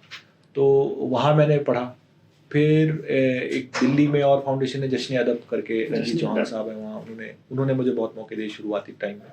वहाँ मैंने कुछ मुशायरे पढ़े, वहाँ बहुत से लोगों से मिला मैं, जैसे ये अपने पहले तो फ़रद एहसास हो गए, शारिक कैफ़ी साहब हो गए, फ़रद साहब हो गए। फिर मैं मिला पाकिस्तान के बहुत से पोइट वहाँ थे, अताउल्लाह कासमी वहाँ आते थे। फिर एक मैंने वहाँ पे, इनका नाम है पीज़ला कासिम साहब, अनवर शऊर, नीरज जी, क्या बात है, बेकल उसाई साहब, राज साहब, फिर और भी लोग वहाँ मुझे मिले जिनके कुछ मुशायरों में पढ़ भी पाए इनके स्टेजेस में इनके साथ। जैसे बेकल साहब के साथ मैंने पढ़ा हुआ है, नीरज जी के साथ मौका मिल गया एक बार बाई चांस। तो ऐसे ये लोग मुझे वहाँ मिले, तो वहाँ थोड़ा सा लोग मुझे जानने लगे। जावेद साहब से मेरी पहली मुलाकात वहाँ हुई, वो जो दानिशमंदो वाला जो शेर है, हाँ। सबसे पहले मैंने उनके सामने पढ़ा था। क्या बात है, और मैं वो कहते हैं ना कि आपकी इग्नोरेंस इज ब्लिस समटाइम्स, तो मुझे अंदाजा नहीं था कि लोगों को इतना अच्छा लगेगा शेर। मैंने यूं पढ़ दिया कि कुछ नया शेर एक पढ़ दिया जाए, और वो ऐसा होता कि सबसे पहला शेर मैंने वो पढ़ा, तो एकदम से वो कनेक्ट हो गया। तो मतलब इस शेर के कारण जो है वो मुझे जावेद साहब मेरा नाम जानते हैं कि मैं अगर उनको वो मेरा नाम तो नहीं उनको याद होगा, लेकिन ये शेर उनको याद है, दैट आई नो। तो यहाँ से वहीं मुझे मनोज जी से मुलाकात हुई मेरी, कुमार साहब से मुलाकात हुई, डॉक्टर कुमार विश्वास। फिर यहाँ से और कुछ मुशायरे मैंने पढ़े। तो ये ऐसे ही मतलब साल में 2-2.5 मुशायरे में पढ़ता हूँ लगभग। 2-2.5 क्या बात, क्या ढाई छोटी सी कहीं कोई महफिल हो गई, कोई ठीक जैसे अभी मैं NHPC सलाल गया था, वहाँ पे पढ़ के आया, आपसे बात हुई थी मेरी। अभी इसके बाद मैं लखनऊ आज तक में था, वो मुझे बाई चांस वहाँ जानते थे, उनसे मुलाकात हो गई तो वहाँ मैं चला गया। और इस तरह के तो मतलब साल में ऐसे 2-3 ठीक ठीक सी चीज़ें मैं पढ़ लेता हूँ। तो ये इसी तरह से सफ़र कनेक्टेड है। जो लोग मेरे को जानते हैं, जिनको मतलब मेरे बारे में थोड़ा बहुत पता है, तो जब उनमें से किसी को कोई मौका ऐसा आता है जहाँ पर वो मुझे पढ़वा सकता है तो मुझे वो बुला लेता है, मैं चला जाता हूँ। पर मुशायरे को लेके बहुत संजीदगी से मेरी एफर्ट है ऐसा नहीं है, क्योंकि मैं जॉब कर रहा हूँ तो मेरा 9 to 5 उधर है, मंडे टू फ्राइडे मैं उसमें हूँ, मैं जा भी सैटरडे संडे ही सकता हूँ, तो इसलिए भी थोड़ी सी वो लिमिटेशन है। और फिर मैं पूना में रहता हूँ तो पूना ऑफ साइड भी पड़ता है लोगों को, पूना में किसी को बुला रहा है तो 12-15 हज़ार तो ट्रैवल में ही चला जाता है, तो फिर इसलिए भी आपके अपॉर्चुनिटीज़ कम बनती हैं। लेकिन जितने मुझे मौके मिले हैं I have enjoyed them thoroughly. मुशायरा मतलब मुझे पसंद आता है सेटअप, बहुत ज़्यादा मैं नहीं कर पाता, ये बात भी है कि जैसे 2 घंटे तक मैं शायद शेर सुना रहा हूँ, वो इतना तो नहीं हो पाता है, लेकिन फिर भी जो छोटे मोटे मुशायरे में कुछ कर पाता हूँ तो वहाँ पर ठीक है। तो मतलब अब क्योंकि हम नागपुर से हैं, नागपुर के हवाले से पूछेंगे कि नागपुर के लिए आपको प्रोग्राम बनाए, मतलब जिस तरीके से भी हो सके, क्योंकि नागपुर के लोग आपको, क्योंकि आप तो पढ़े भी हैं, हमारे अपने हैं, तो नागपुर का आने के लिए आपको निमंत्रण होता, मैं नागपुर की तरफ से देता हूँ आपको जी। नागपुर तो, हाँ, मैं जैसे मैंने आपसे जिक्र करा, नागपुर है, मुझे मन है मेरा कि मैं नागपुर जाऊँ, और वहाँ क्योंकि मैंने सुना बहुत है नागपुर में लोगों के बारे में कि वहाँ एक माहौल है, एक फ़ज़ा है, तो अच्छा रहेगा अगर नागपुर में आना हो पाता है तो व्हाई नॉट। चलिए, तो ये तो हुई गया। अब आपसे कुछ पूछते हैं कि आप आजकल किन शायरों को पढ़ रहे हैं, कौन आपको लगता है कि इंडिया के उभरते हुए शायर हैं या पुराने शायर जो आपके बड़े फेवरेट्स हैं? एक बड़ा ब्रॉड क्वेश्चन है, लेकिन बड़ा इंपॉर्टेंट क्वेश्चन है। देखिए, मुझे अहमद फराज बहुत पसंद है जी। अहमद फराज महबूब शायर है, मतलब बहुत मैंने उनकी शायरी पढ़ी है। पहली किताब मैंने पढ़ी वो अहमद फराज की ख्वाब फरोश किताब उनकी, तो वो पहली किताब थी। उसके बाद फिर मैंने बाकी उनकी शायरी वहीं से, मतलब एक तरह से मुझे अहमद फराज के थ्रू ही मैं किताब की शायरी के अंदर आया हूँ, तो इसलिए उनके साथ एक मोह है, मतलब पहला जिसको कहा जाए ना कि पहला इंप्रेशन पोइट्री का मेरे लिए अहमद फराज है। उसके बाद फिर मैंने क्लासिक्स पढ़े हैं, बाकी जो यूजुअल एक पढ़ाई जो कोई भी आम सा शायर मेरे जैसा करता है वो मैंने भी करी है, कि हम कुछ क्लासिक्स हमने पढ़ लिए। मीर पढ़ लिया आपने, दाग की दीवाना आपने पढ़ लिया, आपने गालिब करवा से कुछ पढ़ लिया, जो क्लासिक्स समझे जाते हैं सारे। तो वो जो यूजुअल प्रैक्टिस है जब हम सायास पोइट्री में जाते हैं, तो ये एक सिलेबस की तरह है कि आपको ज़रूर एक नज़र गुजरना चाहिए इन शायरों से। तो ये सारे मैंने पढ़े हैं इस तरह से। तो मुझे, लेकिन अहमद फराज मेरे महबूब शायर है, मतलब मैं इससे उनका शेर है वो कि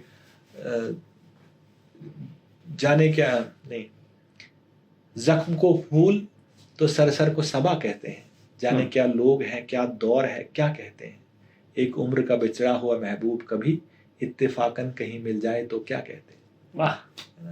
तो ये मुझे, मतलब उनका मुझे एक स्टाइल है, एक अंडर करंट है उनकी पोइट्री में, रोमांस की एक अंडर करंट है, विट की बड़ी इंटेलिजेंट, तो वो मुझे अच्छी लगती है, तो वो मुझे पसंद है। हमारे टाइम में जैसे फरहद साहब की पोइट्री, फरहद एहसास, मेरा ख्याल वो हर जो नए लोग हैं जो नया कहने की कोशिश कर रहे हैं या जिन्होंने थोड़ा सा कुछ कह लिया आप सोच रहे हैं, उनको फरहद साहब को पढ़ना चाहिए। फरहद साहब को नई बातें सुझाएंगे, आप उसको पढ़ते हैं तो, मतलब मैंने जो फरहद साहब से एक्सपीरियंस किया उनकी पोइट्री को पढ़ने से, जी एज अ पोएट मैं मतलब वो थका देते हैं आपको, मतलब अच्छा। हाँ, मतलब मेरा कहना ये है कि उनकी पोइट्री ना आपसे एंगेजमेंट चाहती है, कि वो ऐसे नहीं है कि आप उनको ऐसे ही पढ़ लेंगे चलते फिरते ट्रेन में बैठे हुए। उनको मैं, मतलब मुझे ये महसूस हुआ है, बाकी लोगों का अपना एक्सपीरियंस है, कि उनकी शायरी ऐसे चलते फिरते में बैठे के नहीं पढ़ी जा सकती, उनको टाइम देना पड़ेगा। वो बिल्कुल सख्त शायर है आपके लिए ना, वो अटेंशन मांगते हैं, अपना टाइम मांगते हैं आपसे। तो लेकिन उनको पढ़ना जो मुझे फ़ायदा हुआ है उनकी शायरी पढ़ने से कि आपको बातें सूझने लगती हैं, आपके माइंड में और चीज़ें आने लगती हैं, आपके यहाँ नई बातें खुलने सी लगती हैं। ऐसा मुझे उनकी शायरी पढ़ के महसूस हुआ है। तो मुझे ऐसे लगता है कि उनकी शायरी ज़रूर पढ़ी जानी चाहिए, फ़रज़ साहब की। और ऐसे ही और भी बहुत से लोग हैं जो लिख रहे हैं हमारे टाइम में, जो मेरे कंटेम्प्रेरीज हैं, मेरे से सीनियर्स भी हैं, बहुत से लोग हैं। तो जैसे फॉर एग्जांपल अभिषेक साहब हैं, अभिषेक शुक्ला हैं लखनऊ में, उनके यहाँ भी एक ख़ास तौर की शायरी है। मनीष शुक्ला है लखनऊ के, मुझे बेहद पसंद है मनीष भैया, बहुत ही अच्छी है उनके शेर है, बहुत बढ़िया है ना। तुम्हारा चांद पूरा हो गया है, तुम्हें ठहरा हुआ पानी मुबारक, तुम अपनी बात कहना जानते हो, तुम्हें लफ्ज़ों की आसानी मुबारक। मनीष शुक्ला साहब के शेर है ना। फरज साहब हो गए, मनीष भैया हो गए, और इस तरह के बहुत से लोग हैं। मतलब मैं सभी को तो मैंने भी नहीं पढ़ा है, और ऐसा नहीं कि जिनके नाम मैं ले रहा हूँ यही लोग शायरी कर रहे हैं, और बहुत लोग हैं जो बहुत अच्छे शेर कह रहे हैं। तो मुझे पसंद आते हैं इन लोगों की शायरी, मतलब मैं एंजॉय कर पाता हूँ इन लोगों की शायरी। जी जी जी। तो ऐसे बहुत से लोग हैं जो कह रहे हैं, और जिनको कहा, मतलब जिनको जैसे शाह सल्तनत मुझे अच्छे लगते हैं, बहुत अच्छे शेर इनके। तो बहुत सारे ऑडियंस हमारा वेट कर रहे हैं आपकी कुछ शायरी आप कुछ पढ़ दें इसमें से हमारे लिए, हमारे ऑडियंस के लिए। इसमें जो है बहुत सी गज़लें हैं वैसे। तो एक जैसे गज़ल है कि मामूली ये बात नहीं जो तुझ पर आकर अटके हैं, कि मामूली ये बात नहीं जो तुझ पर आकर अटके हैं, नैन ये मेरे बंजारे हैं, चेहरों चेहरों भटके हैं, और बारिश की बूंदों में अब के गर्मी भी है खुशबू भी, कि बारिश की बूंदों में अब के गर्मी भी है खुशबू भी, यूं लगता है जैसे गीले बाल उसी ने झटके हैं। कि बारिश की बूंदों में अब के गर्मी भी है खुशबू भी, यूं लगता है जैसे गीले बाल किसी ने झटके हैं। हर इंसान के अंदर नेकी और बदी मिल जाएगी, हर इंसान के अंदर नेकी और बदी मिल जाएगी, फिर सबको ये क्यों लगता है हम औरों से हटके हैं। वाह। हर इंसान के अंदर नेकी और बदी मिल जाएगी, फिर सबको ये क्यों लगता है हम औरों से हटके हैं। उसकी राहें तकते हम यूं पल पल मरते जाते हैं, उसकी राहें तकते हम यूं पल पल मरते जाते हैं, रखे रखे रिश्ते जाते जो पानी के मटके हैं। वाह। रखे रखे रिश्ते जाते जो पानी के मटके हैं, मामूली ये बात नहीं जो तुझ पर आकर अटके हैं, नैन ये मेरे बंजारे हैं, चेहरों चेहरों भटके हैं। क्या बात, क्या बात। इसमें से एक ये गज़ल है कि ये अक्सर ज़्यादा मैंने पढ़ी नहीं। अच्छा, ये बहुत अच्छी बात है कि हम कुछ नया कुछ। ये हमारे जैसे हमारा टाइम है जो हमारे वक्त में हम कहते हैं बिजी हैं, तो बेटा हमें ऐसा नहीं हसरत नहीं है, हमें ऐसा नहीं हसरत नहीं है कि हमारे को इच्छा नहीं, ऐसा नहीं है कि हमें ऐसा नहीं हसरत नहीं है, हमारे दौर को फुर्सत नहीं। क्या हमें ऐसा नहीं हसरत नहीं है, हमारे दौर को फुर्सत नहीं है, जो देता है मुझे कम है तो शायद, जो देता है मुझे कम है तो शायद, खुदा के हाथ में बरकत नहीं है। अरे क्या, जो देता है मुझे कम है तो शायद, खुदा के हाथ में बरकत नहीं है, ये सच है दिल नहीं मिलते हमारे, ये सच है दिल नहीं मिलते हमारे, हमें तुमसे मगर नफरत नहीं। अरे क्या, ये सच है दिल नहीं मिलते हमारे, हमें तुमसे मगर नफरत नहीं है, तुम्हारे डर से घर छूटा किसी का, तुम्हारे डर से घर छूटा किसी का, तो फिर ये जुल्म है हिजरत नहीं है। तुम्हारे डर से घर छूटा किसी का, तो फिर ये जुल्म है हिजरत नहीं है, बगैर उसके भी कर लेंगे गुजारा, बगैर उसके भी कर लेंगे गुजारा, हमें आदत है उसकी लत नहीं है। अरे क्या बात है, मुकर्रर बगैर उसके भी कर लेंगे गुजारा, हमें आदत है उसकी लत नहीं है, उसे जो चाहिए वो मैं ही निकलूं, उसे जो चाहिए वो मैं ही निकलूं, अब ऐसी भी मेरी किस्मत नहीं है। वाह। उसे जो चाहिए वो मैं ही निकलूं, अब ऐसी भी मेरी किस्मत नहीं है, हमें ऐसा नहीं हसरत नहीं है, हमारे दौर को फुर्सत नहीं। क्या बात है, क्या बात है। इससे तो मुझे आपने जब भी आखिरी शेर पढ़ा, एक मजाज का बहुत अच्छा वो है ना कि भाई कोई हम जवाब मिल जाए ऐसी मेरी किस्मत नहीं। हाँ जी जी। तो ये बहुत अच्छा, मतलब बहुत शुक्रिया आपका। ये जैसे शेर है, आप गज़ल कह रहे हैं, बहुत सारी बातें जैसे नज़्में हैं, एक नज़्म आपको सुनाता हूँ। एक नज़्म है, उसका उन्वान है एक सांवली लड़की के नाम। तो यूँ है कि एक हरा पेड़ एक तपता हुआ लाल सूरज, कि एक हरा पेड़, एक तपता हुआ लाल सूरज, दोनों मिलकर जो बनाते हैं उसी छांव के रंग की हो तुम। कि एक तपता हुआ लाल सूरज, एक हरा पेड़, दोनों मिलकर जो बनाते हैं उसी छांव के रंग की हो तुम। माफ करना ये छांव सी लड़की, बात का हमको ढंग है ही नहीं, सांवला कोई रंग है ही नहीं। वाह, सांवला कोई रंग है ही नहीं, छांव की तरह नर्म हो तुम भी, अपने होने का दम नहीं भरती। कि छांव की तरह नर्म हो तुम भी, अपने होने का दम नहीं भरती। तुमको महसूस करना पड़ता है, आंखों को तुम नजर नहीं आती। हाय अफसोस सारी दुनिया को, देखने का ये ढंग है ही नहीं, सांवला कोई रंग है ही नहीं, सांवला कोई रंग है। ये एक नज्म है छोटी सी। तो इस तरह की चीजें भी हैं जो चल रही है, जो मैं कह रहा हूँ। बहुत अच्छा, बहुत अच्छा। तो एक कोशिश है, दर्द बयानी मतलब कमाल की थी जी। तो इस तरह से ये चीजें चल रही हैं। जी जी।